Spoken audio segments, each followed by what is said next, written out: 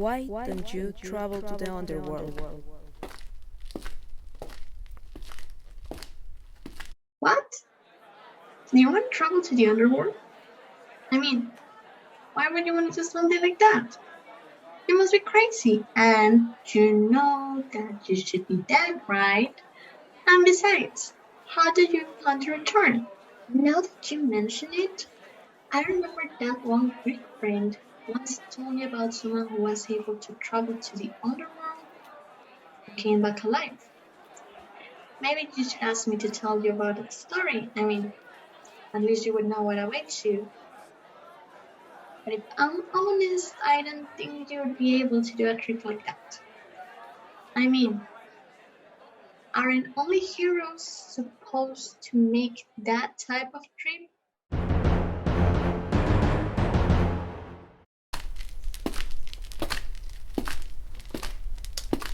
Oh hey, I've heard you want to travel to the underworld. So, you're brave, huh? Actually, I know a story about another brave person who traveled to the underworld. Specifically, the Hades, the Greek underworld, in order to fulfill a mission of love. Have you ever heard about Orpheus? He was a talented musician, blessed by Apollo. He had a lyre, with which he interpreted the most beautiful songs. It was the only thing he could live with. One day, he fell deeply in love with a young woman called Eurydice. They got married, and it seemed that everything was going to be so perfect. However, it wasn't like that, because a snake bit Eurydice and she died. Obviously, Orpheus didn't accept it. His devotion and love was so great that he decided to make a trip to the underworld in order to take her back to the earth. As a weapon, he took his lyre, and with his sincere songs, he moved a boatman called Charon to take him to the world of deaths. Do you understand the amount of love and sacrifice that Orpheus had? I mean, I'm his biggest fan, and I think you should have a goal as big as his to go to the underworld, and I really hope you have one. Do you want to know what happened next? Well, Hades, as always, was not going to allow Orpheus to take a death out of the underworld, right? That would be crazy. But again, Orpheus played his lyre and moved the king with his songs. I mean, this is not a lyre, but I'm trying to explain you, okay? I think Orpheus really had a lot of confidence in himself, didn't he? The king told him that he could take her, but on the way back, he would not be able to look at her, or then she would be returned back to the underworld. Right in the end, they were just one step away from leaving the underworld. One step only. But Orpheus was afraid of being deceived. And then he turned back to look at her. And before leaving, sadly, she was dragged back to the underworld. And Orpheus was left alone. I guess he lacked the faith. But not everything is as bad as it sounds. Once Orpheus died, he met her again. You know, once that I heard that there is a play called Un Salto al Infierno, and they adapted this story to say that Eurydice found another person in the underworld. Can you imagine the cruelty of that? Boy, what a sad moment. Oh, I'm sorry, maybe it wasn't the kind of meat that you wanted to hear. Too much love, I guess, or too much pain. Why don't you go with my Japanese friend? He knows another myth about the underworld. You might like it. Good luck, buddy.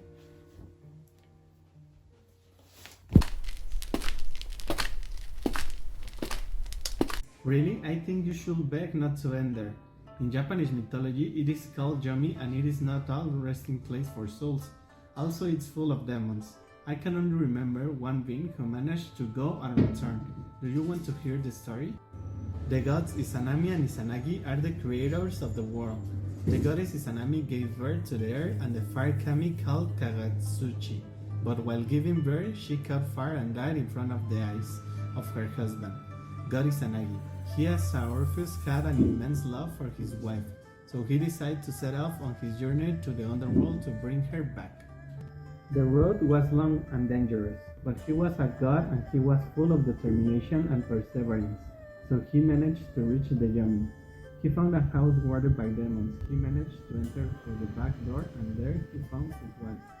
He asked her to return to her with him, but she refused because she had eaten food from the Jami. You know, that is an interesting rule that the Hades share with the Jami. Eating food from the underworld forces you to stay in that place forever. After much insistence, she agrees to ask the resident Jami for permission, but while returning, she asks her husband not to enter the mansion directly. Do you know what happened? He lost his patience and went into the house to look for her. He found her, yes, but only her rotting corpse. He ran off in horror, being pursued by the corpse of his wife and the thunder Jami. Again, Mr. Turing's a perfect mission to the underworld. Sadly, this is how they say goodbye forever, because Izanagi placed a rock at the entrance of the mansion to prevent them from continuing to chase him. As revenge, she promised to make 1,000 people die every day, and Izanagi replies that 1,000 will be born. If you go to Jami, just make sure you don't meet her, it's scary. The couple are presented as opposites in many popular adaptations. For example, in the anime Naruto, their names refer to two jutsus. Izanami chases the future, but Izanagi changes it. Well, I think that is enough talk. If you want a last option, you should go with Mexica friend. Maybe he will convince you not to go there. We'll see. Go to the Mictlan? I thought that only the gods did it. But if you are willing to go, I suppose it's because you are looking for something. Like Quetzalcoatl. Do you remember? He went to the Mictlan to look for the bones of the giant that inhabited the world on the first sun. He bravely went to present himself to Mictlantecuhtli, who gave him a test, which he overcome with ingenuity. Then gave him permission to take the bones with the condition of leaving them in the Mictlan. However, Quetzalcoatl deceived him and took the bones to the earth. Mictlantecuhtli realized the deception and preserved Quetzalcoatl to make him return the giant's bone. However, in his flight, Quetzalcoatl's tomb and bones got broken. Everything was lost? No! Quetzalcoatl managed to create a new man from these pieces of bone. That's why it says that we are much smaller. Tricking the god of the Mictlan affected his mission, but if he hadn't done it, he would never have gotten the bones. Don't you think? If you plan to travel to the underworld, just make sure you don't want anything precious from the gods. You will get in a trouble. Do you know that in League of Legends there is a character based on Quetzalcoatl? His name is Aurelion and he is a dragon. In that story, he also created humanity, but not precisely with his bones, but just by simply using his magical power. It's a curious interpretation, if you ask me. If you are sure to undertake this adventure, I think I can only wish you a good trip, my friend.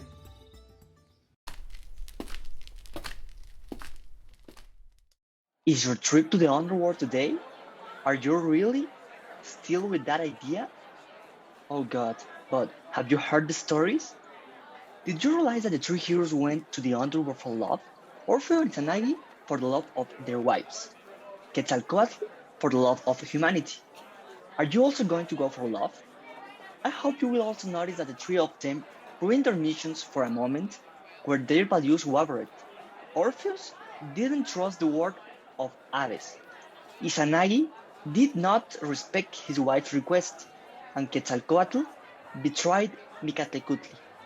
I also hope that you are faithful to your values if you want a better outcome for your story. I don't know what reason you have for going there, but think carefully about what you do, because these three stories are exceptional cases. Remember that the rule is who enters to the underworld cannot leave it.